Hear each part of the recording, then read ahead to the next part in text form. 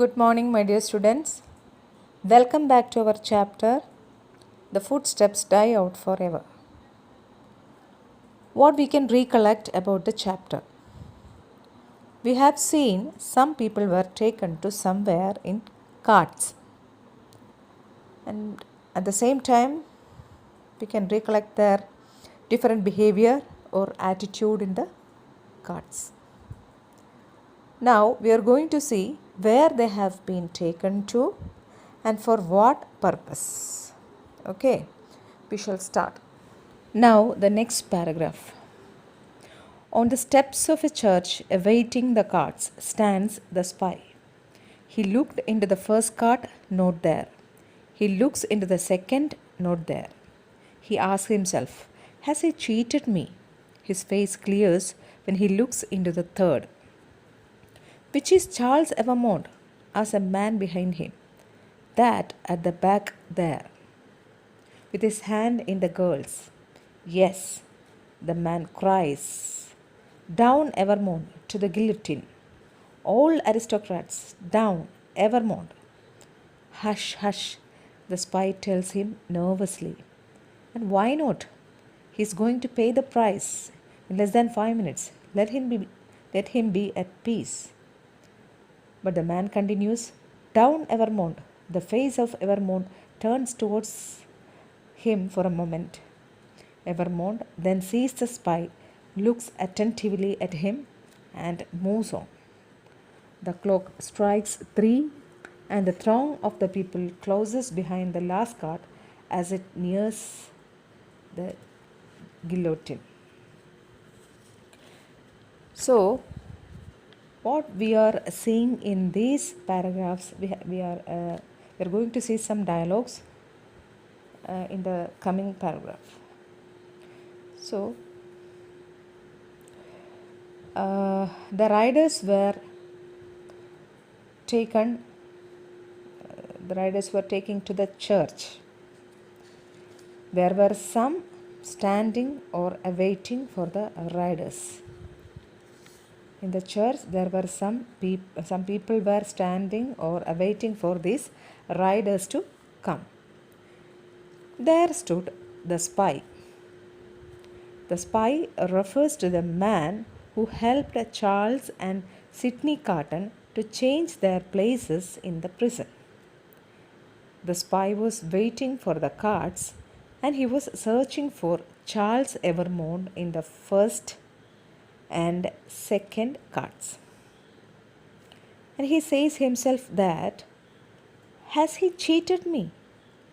Here refers to Charles. Here he refers to Charles. The spy searched in the third cart very angrily. A man who stood behind the spy asked for Charles Evermond. Then the spy pointed Charles and said that the man who is holding the girl's hand is Charles. The man shouted at Charles Evermond and ordered him and all the riders in the carts to the guillotine. Here the man calls the people in the carts aristocrats because most of them belonged to the highest social class. The man shouts especially at Charles Evermond and says that he is going to suffer for his crime. Then Charles Evermond. We know that this Charles Evermond is Sidney Carton himself. Sidney Carton is disguised as Charles Evermond. So here the Charles Evermond notices the spy and moves on.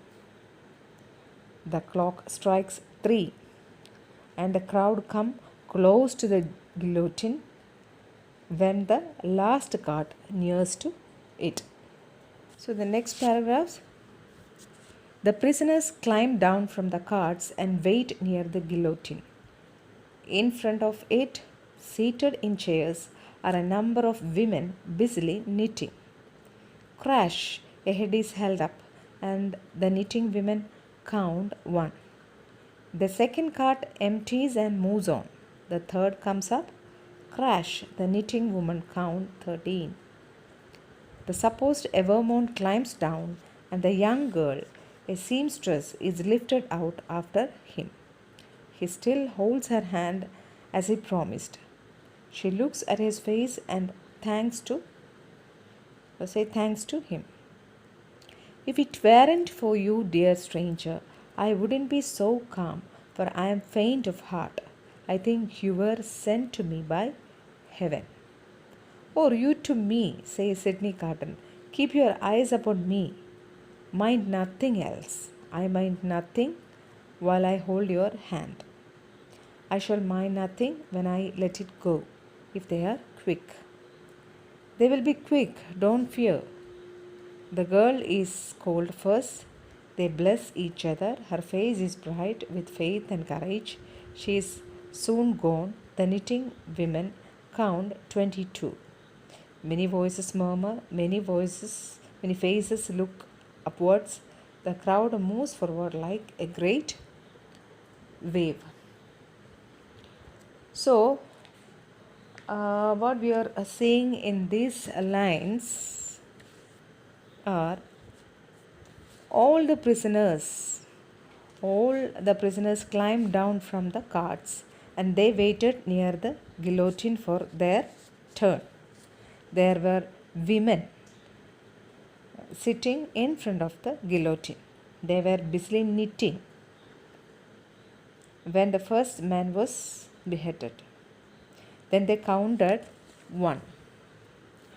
All the prisoners in the second cart were beheaded, and the women counted 13.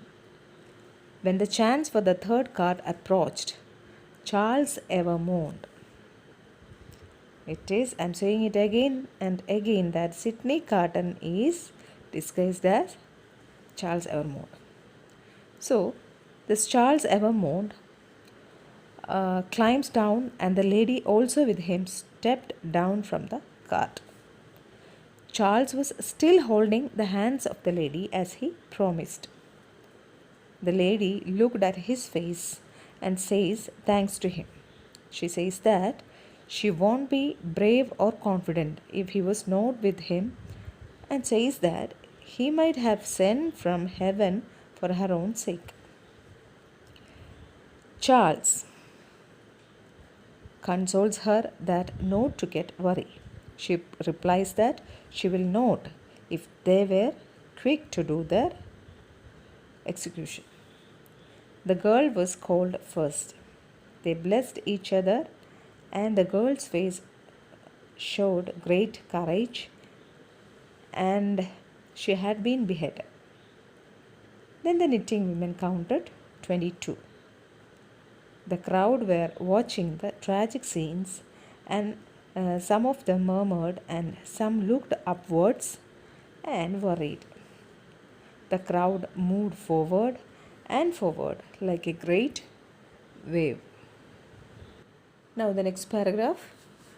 The name Evermond is called, and Sydney Carton steps forward. He looks around him once as he walks to the guillotine. Those who watched him die said later that his was the most peaceful face they saw that day. His eyes shone with heavenly light, reflecting the thoughts which were passing through his mind. Many added that he looked sublime. If he had expressed his very last thoughts, they would have included a prediction. So, what we are seeing in this paragraph is, when Evermond name was called upon, our Sydney Carton, he is disguised as Evermond. He steps forward, he looked around, stepped towards guillotine without fear. The people who watched Evermond during the execution, the people might say his face was the most peaceful they saw that day. His eyes were bright with heavenly light, and thoughts were passing through his mind. According to the people, Evermond looked very noble and inspiring.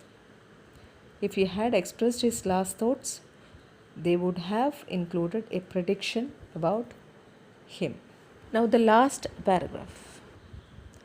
I see beautiful city and brave people rising from this horror into which they have sunk. I see the evils of my time giving way to a new life of peace and freedom. I see those lives for which I lay down my life. I see them happy and prosperous in an England that I shall see no more.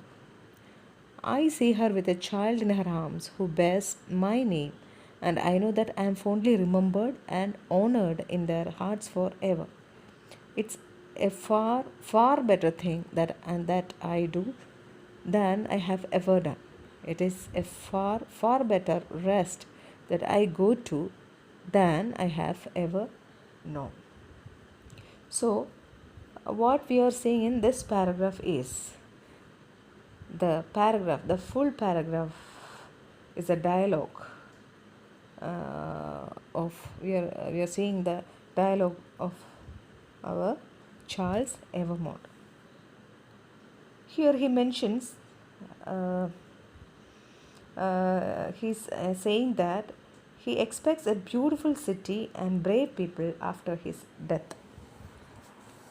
There will form a new life of peace and freedom after his death. He sees a prosperous England which he can't see anymore. He says he imagines the life of those people for which he lay down his life. He imagines a child in her arms in his name, so he will be remembered and honored in their hearts forever. It's a better thing he has ever done before, and he is going to rest in that world to which he has been unknown. So, in the last paragraph, we have seen the dialogue delivery of Charles Evermont. He expects a better England in future. Even though he can't see the future England, he is expressing his happiness that he has hope that there will be a better England in future. So I think so all the paragraphs are over. The lesson, the chapter itself is over. So I think you are familiar with the chapter, and I think you have got some idea about the happenings. As I told you earlier in the beginning itself, that these are the lesson itself says about the last scene. The last scene of our Charles Evermont. He sacrificed his life for his friend Sydney. Charles Evermont is Sydney Carton himself. Here, Sydney Carton sacrifices his life for his love. So, now I have some questions to you. I think you are somewhat familiar with the chapter. You need to go through the chapter. And I have some questions to you. My first question is, what was the appearance of Evermont when he was asked to call upon for the execution? I think you remember that paragraph when he was called upon for the execution. There formed he was very happy. Charles Evermont was very happy, and he was not at all worried. I can't say he was happy, but he was not at all worried at that time, right? So my question is, what was the appearance of Evermont and what was his reaction when he was called upon for the execution? And the second question is, one more question is there. Second one is, explain the last words of Evermont. Evermont means Charles Evermont means Sydney Carton himself. So explain the last words of Evermont, Charles Evermont. Okay. So these are my questions. Try to write down the answers. I will check it in later. So we have finished the chapter today.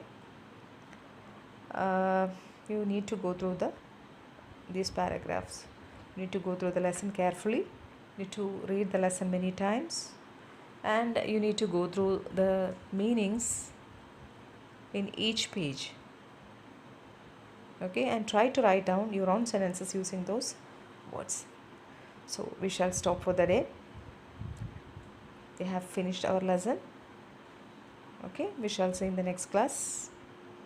Thank you. Goodbye.